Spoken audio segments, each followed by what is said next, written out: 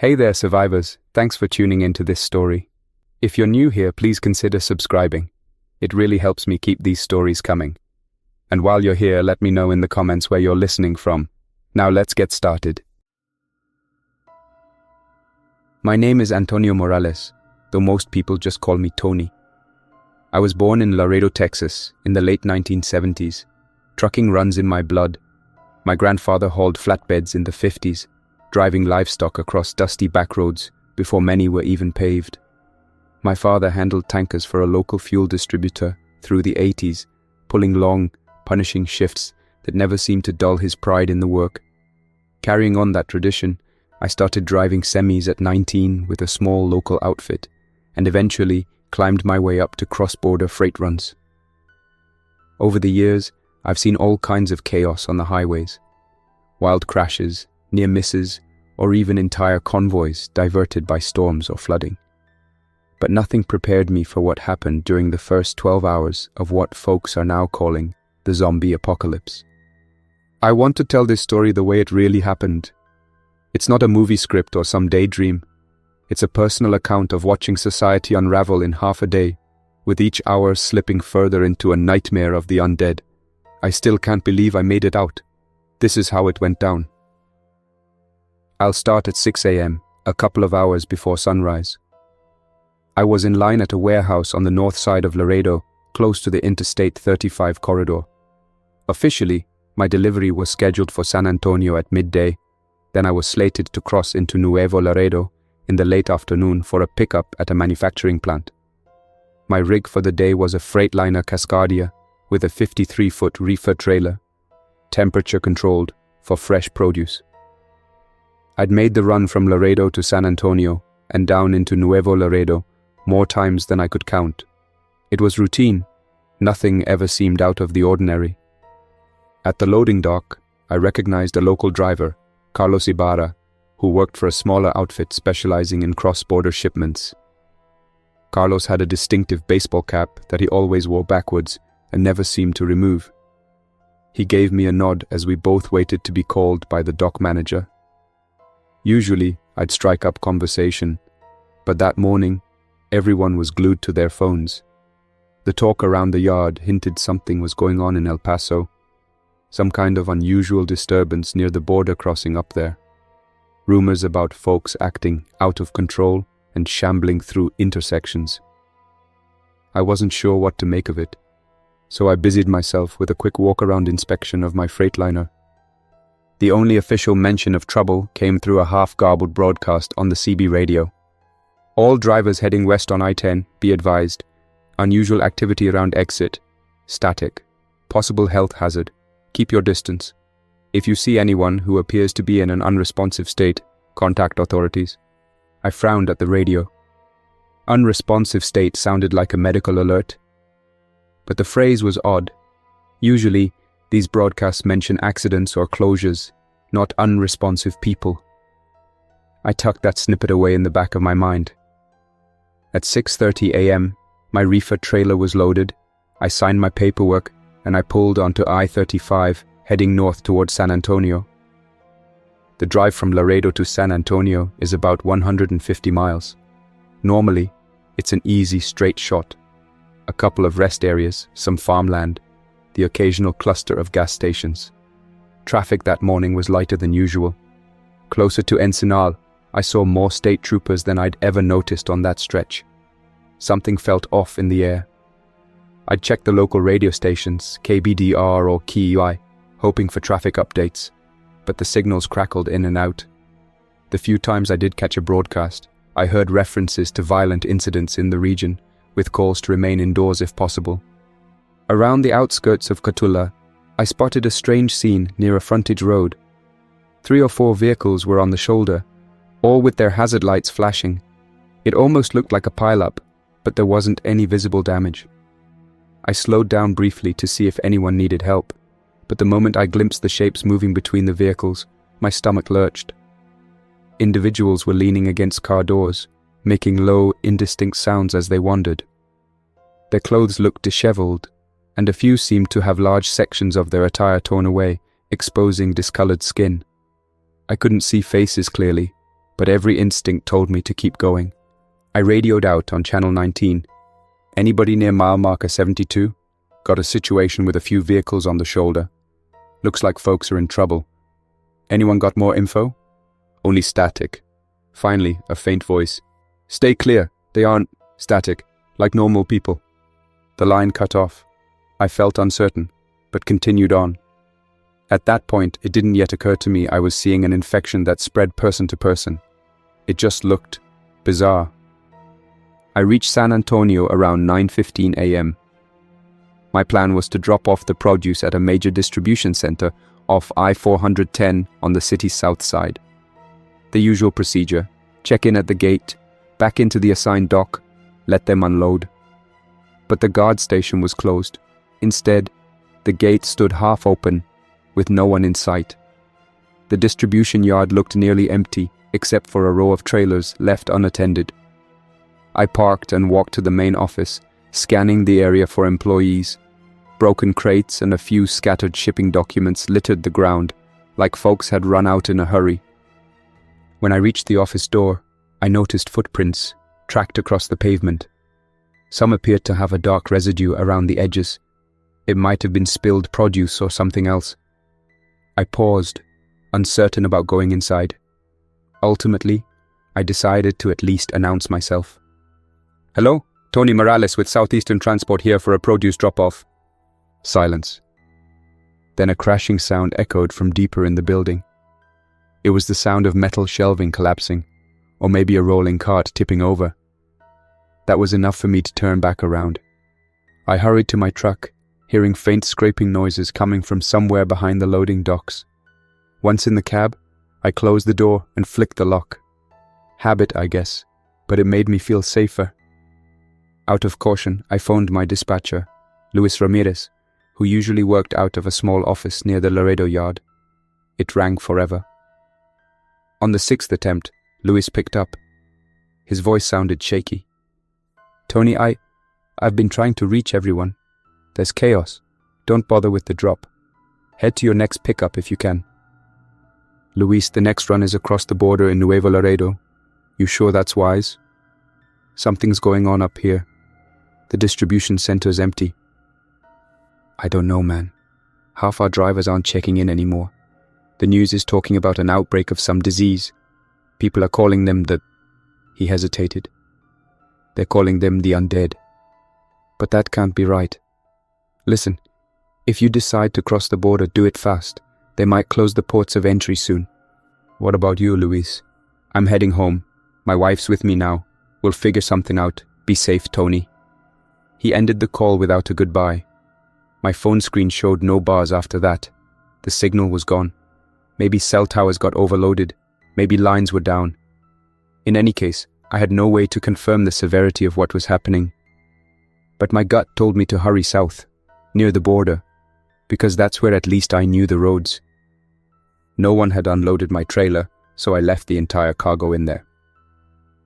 I circled out of the yard, hopped back onto I-410, looping around San Antonio, and reconnected with I-35 heading southwest.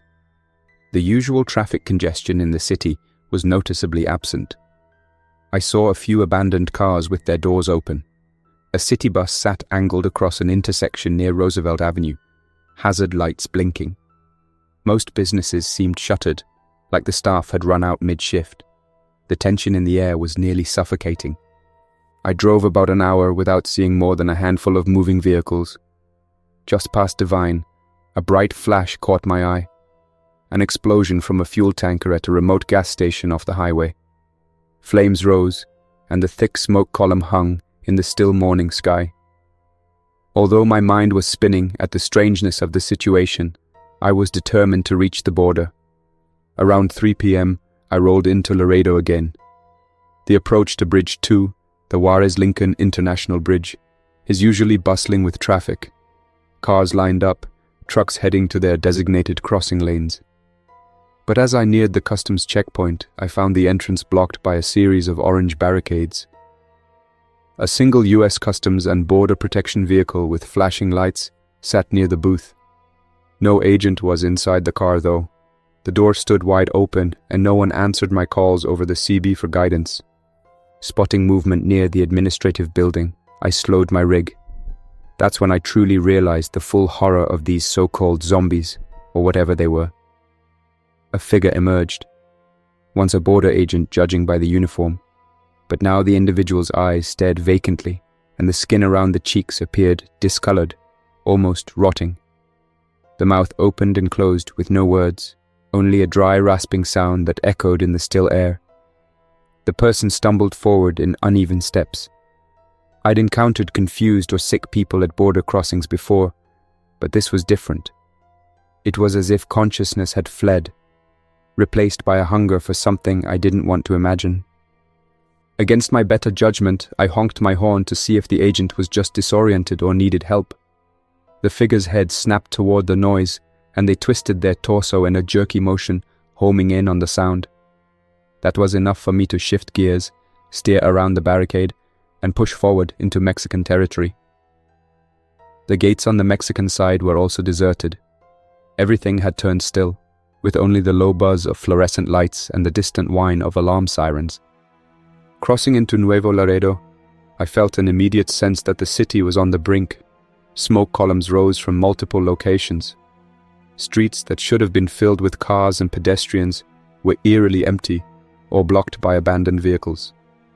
Occasionally, figures wandered aimlessly along sidewalks. Some were dressed in normal day-to-day clothing, a delivery worker's uniform, a business suit, even a school backpack. Their eyes often stared off into space, jaws slack. Others, I noticed, had remnants of improvised bandages. Maybe they tried to treat injuries. If it really was an infection turning people into the undead, there was no sign that conventional first aid had worked. I had a pickup at a maquiladora facility located a few miles inland. The company specialized in electronics assembly, shipping finished goods back to the US. I'd been there enough times to know the route by heart. Exit the main boulevard, pass a row of auto parts shops, then turn right onto a narrower industrial street. As I approached, I saw that the gate to the complex lay on its side, flattened. The security booth was empty, the glass shattered. I pulled my Freightliner up cautiously, not shutting off the engine. Once again, I tried radio channels. Any local drivers in Nuevo Laredo, do you copy? This is Tony Morales with Southeastern Transport. Anyone? Just static. Then a voice with a heavy accent sounding desperate. Get out of the city, they're everywhere. Then silence. I decided I'd at least see if anyone needed help in the building. I left the truck running. Maybe not the smartest move if I was worried about theft, but the city felt utterly deserted of normal activity. I made sure to slide a small crowbar from behind my seat into the wide pocket of my vest.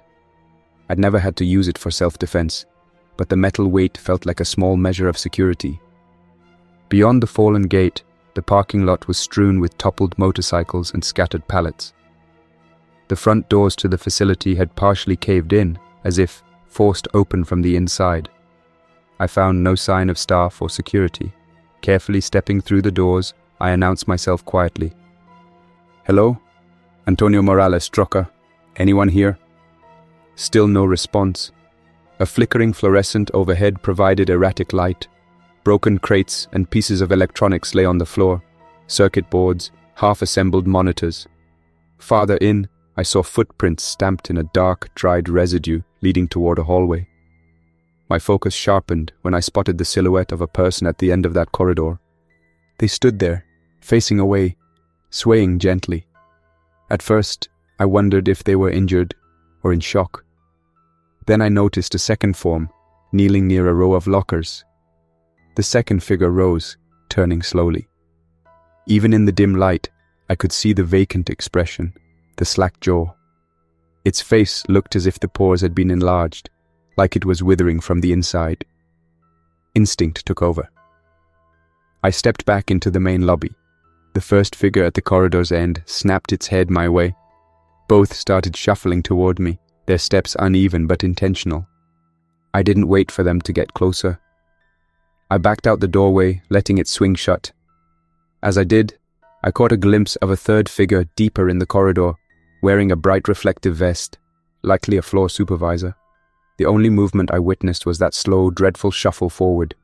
No words, no pleas, just undead eyes fixating on me. Right then, it sank in. The rumors about a zombie outbreak were somehow real. Back in my truck, I decided to leave Nuevo Laredo altogether. The highways might be blocked, but my best chance was to find a route back toward the Columbia Bridge, or maybe cross at Bridge 3, though that one was typically for cargo. In the old days, you'd worry about travel advisories for storms or local disputes, but this was a new type of threat, one that tore down all sense of order in record time. Navigating the city proved difficult. Some streets were blocked by makeshift barricades of cars. Others were littered with debris from small fires. More than once, I saw a stray group of these undead figures standing in the middle of an intersection, as if drawn to something I couldn't see. I'd take detours down narrower roads, the trailer tires crunching over scattered trash. Occasionally, I'd see a flash of movement in an alley, people who were still alive, waving at me frantically or calling out, but I couldn't stop for fear that I'd be overwhelmed by any approaching hordes. As I made my way north, the day's light began to fade. The border region was rapidly descending into chaos. Intermittent radio chatter indicated that official border crossings were being shut or heavily restricted. Some voices on the airwaves speculated it wasn't just local. They mentioned Mexico City, Houston, even as far as Chicago. The disease, or whatever triggered these transformations, was spreading in multiple places simultaneously. I found a route that led me to Bridge 3, the World Trade International Bridge generally used for commercial freight. Approaching the customs plaza on the Mexican side, I witnessed a heavy presence of federal police vehicles. At first, I thought maybe they were containing the situation. But as I got closer, I realized half of them were parked haphazardly, doors open, sirens still blaring with no one inside. A few of those zombies in partial police uniforms roamed around. One had a ballistic vest that looked torn. Another carried a baton with no sense of purpose. There was no sign of official guidance on crossing. No agents gave directions. The metal arms that usually control entry for trucks were jammed in the down position. Any security detail that might have been stationed here was either gone or changed into something unrecognizable. My only option was to try and force my way through. Inching the freightliner forward, I lined up my bumper with the metal gate and slowly pressed ahead. It creaked and snapped as my truck lurched, eventually bending enough for me to pass. I half expected the uniformed figures nearby to react aggressively, but they only turned, jaws slack, and then stumbled in my direction. I continued forward over the bridge, glancing in the mirror.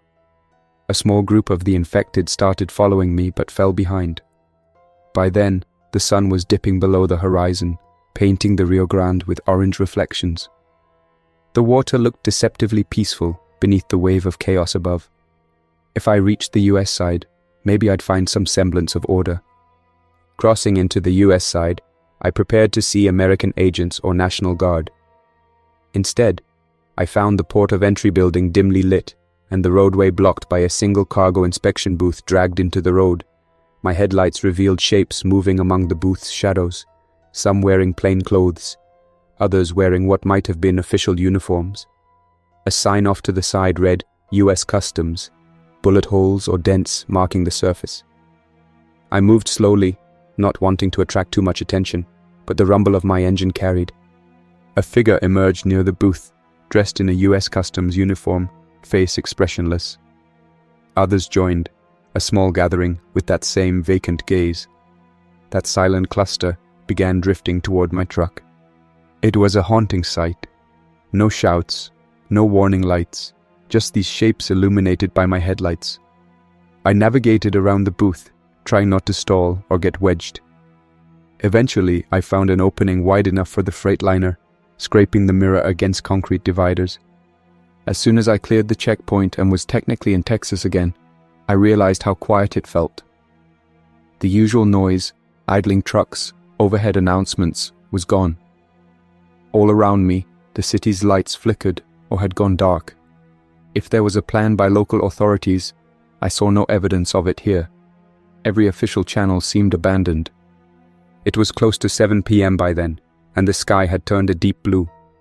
Streetlights flickered on sporadically, but entire blocks remained dark. Driving east through the outskirts of Laredo, I picked up faint radio chatter on my CB. "Is anybody left? We can't hold them back. They keep coming. North side underpass." No official response. Static overtook the broadcast. For a moment, I considered trying to locate that underpass.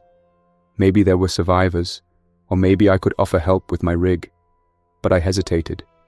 My priority was to find a safe zone, somewhere with a secure perimeter, maybe a police station or a truck yard where drivers could band together. Without solid intel, chasing random CB signals felt like a gamble. Not long after, I spotted a lone sedan pulled over by the side of the road. Its front hood was up, and the emergency flashes blinked. I debated ignoring it, but then I saw a person waving a flashlight in a frantic pattern. Carefully, I stopped a few yards away, revved the engine lightly to keep from stalling. Lowering my window just a crack, I called out, "Are you okay? Do you need help?" A man's voice answered, stressed but coherent. "I'm out of gas and there's something wrong in town. My name's Miguel Cervantes. I'm trying to reach my family on the east side. Can you give me a ride?" I glanced around, mindful of the horde that might be anywhere. The area appeared empty. I motioned for him to come around to the passenger side. He climbed up carefully, carrying a small duffel bag. Inside the truck's cab, he introduced himself more properly. "I'm a mechanic. My wife and kids are at home, but I lost contact an hour ago. There's no service. Everything's down." We decided to check out a truck stop a mile away, one I often used for diesel refills. If nothing else, we could figure out a plan from there. The truck stop was located off a service road, normally bright and busy, with trucks fueling and families stopping for snacks. As we pulled in, the large overhead sign was unlit. The entire parking lot sat in darkness except for the faint glow of the interior lights flickering inside the building. I counted several trucks parked haphazardly, some with doors open, others with engines idling but no driver in sight. Miguel and I scanned the scene from the safety of the cab. The main entrance looked forced open, the glass cracked. Still, we needed fuel. My tank was down to a quarter. The reefer needed diesel as well, though at that point, the produce in the trailer seemed like the least of my worries. We parked near a pump, engine running. I handed Miguel the crowbar I'd previously stowed. He suggested we both go in carefully to see if the pumps could be activated. Stepping into the building felt eerie. Rows of snack racks were toppled over, and the coolers along the walls were partially empty. The place had a stench, like rancid food mixed with an unclean environment. Each step made the overhead lights flicker. We advanced slowly, calling out to see if anyone responded. Near the register, we noticed the clerk's station ransacked. Nobody was behind the counter. Halfway through the store, I heard a scraping sound near the restrooms. Miguel aimed his flashlight down the short hall. A single figure stood at the threshold. Its posture was rigid, and the face was blank. The clothing looked like a trucker's gear, denim jacket, scuffed boots, and a shipping company hat. But the main difference was the slow, staggering walk toward us. We retreated. The figure clutched the sides of the walls, moving haltingly. We didn't linger long enough to see if it was accompanied by others. We decided to bypass the interior fuel controls and check if any of the external pumps were still functional. Sometimes truck stops have an emergency generator system for the pumps, but you need a card or code to activate it. Luckily, I had a fleet card that might still work if the system was partially online. We hurried back out, aware that the figure from the hallway might follow. At the pump, I swiped the fleet card. The screen flickered but eventually read, "Authorize." Diesel began to flow. In a normal situation, I'd wait until the tank was topped off, but I was on edge. We kept glancing around. The night sky made it difficult to see if any more undead approached. Under my breath, I used words like zombie, infection, horde, because I couldn't think of a more logical explanation. Something was reanimating these people, turning them into rotting shells with only one purpose: to converge on any living thing. When the pump clicked off, I hopped back into the truck and turned the key. The engine hummed, a small comfort in an otherwise terrifying environment. I motioned for Miguel to climb in, but he lingered a moment, gazing at a black van parked near an adjacent pump. "That's the van my wife drives," he whispered, his eyes wide. "She was going to meet me on the road if things got bad." I checked the van's plate from a distance. I couldn't confirm if it was truly hers, but he insisted it was. We approached carefully, my rig's headlights providing some illumination. The van's driver door was ajar, and the interior light was off. No visible movement inside. Miguel called out his wife's name, Elena, softly, scanning the dark seats. Nothing. We debated searching the area further, but the risk felt high. We'd just seen that figure inside the building, and the outbreak wasn't letting up. Ultimately, Miguel agreed we should keep moving, though I could see the unease in his eyes. Back on the highway, we tried scanning for any AM or FM station that might be broadcasting.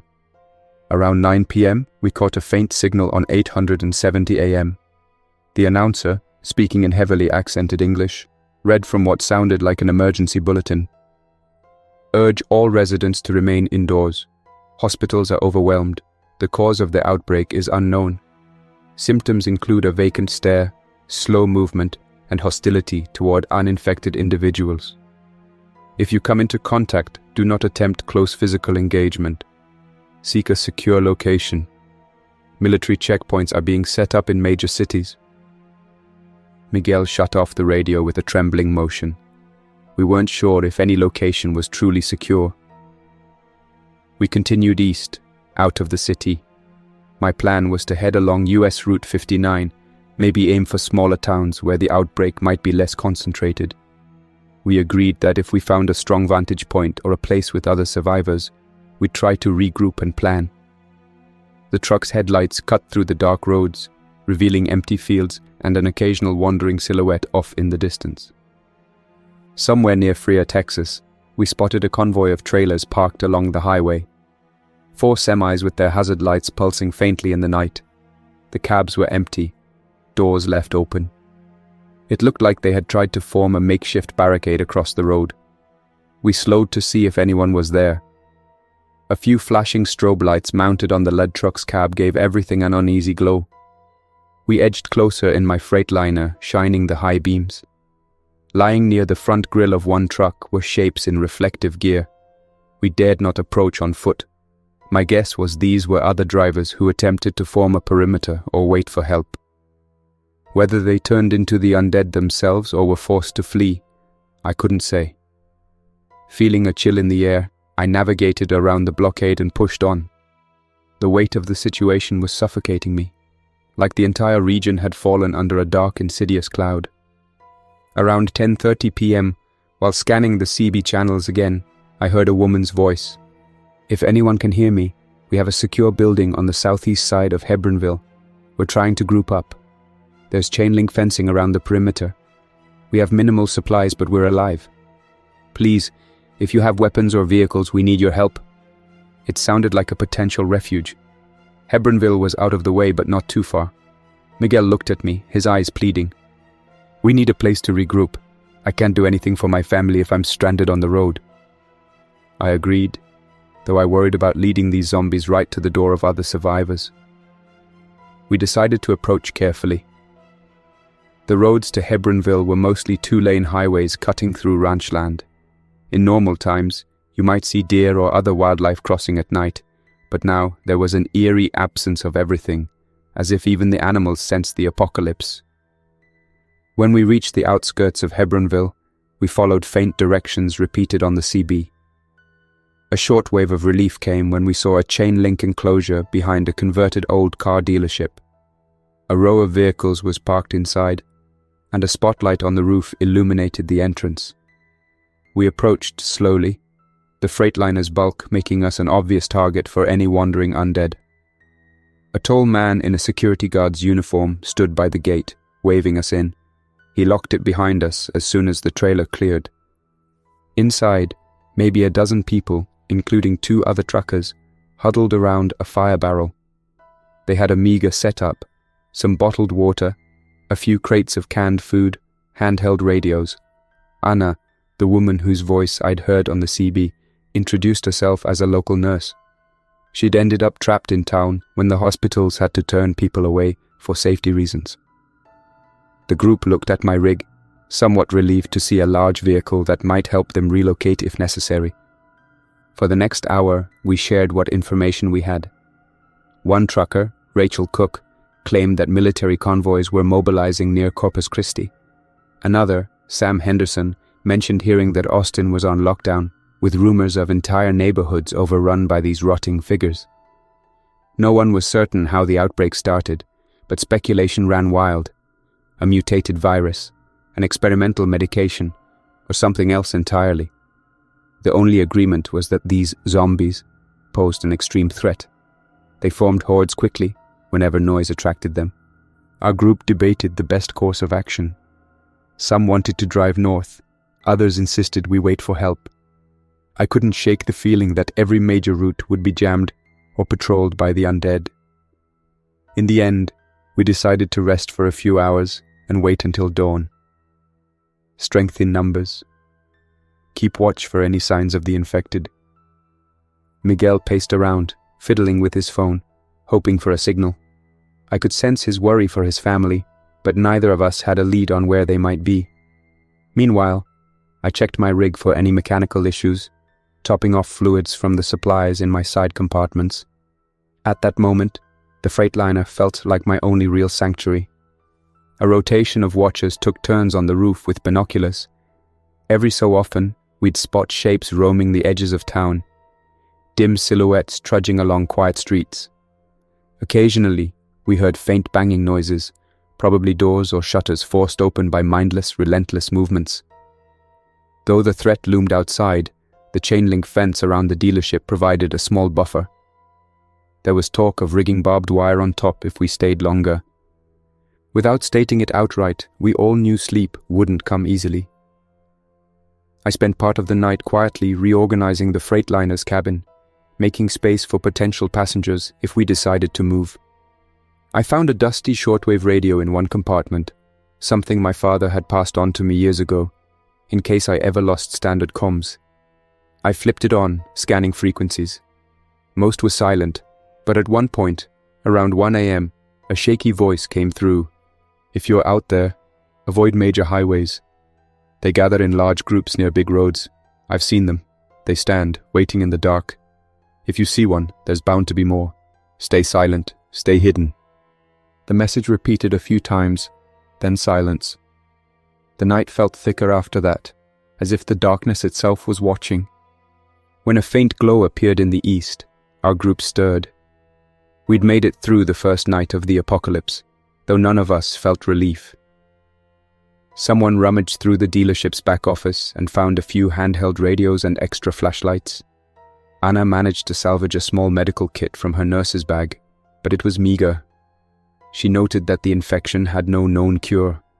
Standard first aid wouldn't help once a person was bitten or converted. Miguel looked to me with resolve. I need to find my family. Maybe they found shelter somewhere near that truck stop or on the east side of Laredo. Part of me wanted to convince him to stay with the group, safety in numbers, yet I understood. If it were my loved ones, I'd be risking everything too. Rachel and Sam mentioned planning a convoy toward Alice, Texas, hoping to meet with rumored National Guard units. Anna and a few others considered staying put, fortifying the dealership. We all had different instincts on what to do next. In the end, I decided to stick with Miguel. My Freightliner was one of the few big rigs fueled and ready to go. We left the group around sunrise with well wishes and a vague plan to meet again if we found ourselves in the area. Sam scribbled directions to a small rest area near the junction of Highways 59 and 281, rumored to be a gathering point for survivors. We tucked that note away, uncertain if we'd ever make it there. Heading back toward Laredo in the early light, we saw more signs of destruction. Smoke plumes rose from distant fields. The radio was mostly silent. Then we spotted a group of the infected near an overpass, slowly drifting onto the highway. Their gait was slow but purposeful. I didn't see a way around them except driving onto the shoulder. Carefully, I steered off to the side, making sure the trailer cleared. The cluster of zombies turned in unison toward the sound of my engine, but I managed to slip past before they closed in. One figure, presumably a truck driver once upon a time, still wore a safety vest that flapped in the breeze, covered with dark streaks of grime. Another figure clutched a hand radio, occasionally producing bursts of static. The image stayed with me. An echo of the profession I loved turned into a ghastly symbol of the apocalypse. Miguel wanted to check that truck stop one more time, where we found his wife's van. Maybe she left a note or sign. As we pulled into the lot, the overhead sign still off, we noted more vehicles than before. Some were newly parked, others looked like they'd crashed into each other. The front doors to the store, previously just cracked, were now smashed wide open. The interior looked ransacked. We heard faint movement in the lot, like feet scraping the pavement. I lowered my window a fraction. Muted moans echoed from within the store. More infected, no doubt. I wanted to keep going, but Miguel insisted on taking a quick look at the van. We hopped out, scanning around. His wife's black van was where we left it. Opening the driver door, he rummaged through the console. He emerged holding a small slip of paper, trembling slightly. In neatly scrawled handwriting it said, "Went east on foot, trying to reach Uncle's ranch. Love you." No mention of a time or date, no location for the ranch, nothing else. Still, it was a clue. It meant she was alive at some point after she parked the van. Miguel's tension gave way to a spark of hope. "We can try the roads east," he suggested. "Her uncle's place is near Bruni. Maybe she's holed up there." I nodded. Before we could climb back in the truck, a shape emerged from behind a fuel pump, a figure wearing a jacket that might have once been green, but now looked faded and torn. It uttered a low moan, heading in our direction. We wasted no time scrambling into the cab, locking the doors. We headed east, following Highway 359, which cuts through rural Texas toward Bruni and eventually merges with other rural routes. The roads were deserted, but signs of chaos were evident. Power lines hanging low, damaged fences, an overturned livestock trailer in a ditch. As we neared the outskirts of Bruni, we found the small community similarly afflicted. A handful of houses with open doors, a few trucks abandoned in front yards. The quiet made me uneasy. We navigated the dusty streets, searching for the ranch. Miguel recognized a winding gravel road leading us to a tall iron gate with a decorative Cervantes Ranch sign. The gate was closed and locked, but a large set of tracks indicated a vehicle had recently passed. We stepped down from the freightliner and approached, calling out. Birds fluttered overhead, startled by the sound, but no one responded. Miguel hopped the fence, urging me to follow. We left the truck idling with the driver door locked, but the passenger door accessible from the inside in case we needed a quick escape. Walking up the gravel path, we heard the distant hum of a generator. That was a good sign. Maybe someone had set up a secure perimeter. We advanced carefully, crouching low behind a row of shrubs. The house came into view, a modest single story with a porch. A few solar lights lined the walkway. The generator's hum was closer now. Suddenly, the porch door flew open, and a man stepped out holding a hunting rifle. We froze. "Who goes there?" he demanded in Spanish. "I've got no patience for trouble." Miguel raised his hands, announcing his name, and that he was looking for his wife, Elena. The man lowered the rifle slightly. "Miguel? I'm Leonardo, Elena's uncle. She came by last night with your kids. They were weak but alive. I told them to stay inside while I scouted the property." Leonardo led us inside. Elena lay on a couch with her children gathered around. Miguel rushed over while I checked for any sign of infection. They looked weary but free of that vacant stare or rotting skin. Leonardo explained a few undead had wandered in at dawn, but he reinforced the fence and ran basic lights with a generator. Fuel was low. Most had gone into gate repairs. He asked about official help. I only knew rumors of the National Guard. Eleanor admitted she left the note in the van. She waited before heading out on foot, evading slow-moving infected. By dawn, 12 hours since I first left Laredo, our world seemed broken. My trailer still held produce, but hauling freight no longer mattered. Everything had changed. Leonardo asked us to stay. His remote ranch had a fence and Miguel would remain with his family. I couldn't blame him. Still, I thought of the Hebronville survivors who might need supplies. We each had to choose our next steps in this apocalypse. Standing on the porch, I reviewed the day's chaos. San Antonio's abandoned warehouse, infected agents at the border, the unsettling stillness of Nuevo Laredo, a truck stop crawling with undead, brief refuge in Hebronville, then the final drive to Bruni. One day felt like a lifetime. Yet here I stood, a cross-border trucker who saw civilization unravel in hours. If anyone finds this, no zombies can be avoided with care, and other survivors remain. We're pressing on, determined not to lose hope. Maybe someday we'll reclaim these roads from the rotting hordes. That's all for now. Thanks for listening. If you enjoyed this story, don't forget to like and subscribe for more unsettling creepypastas. Your support keeps my channel alive. Until next time, stay quiet, stay vigilant, and trust nothing, not even the silence.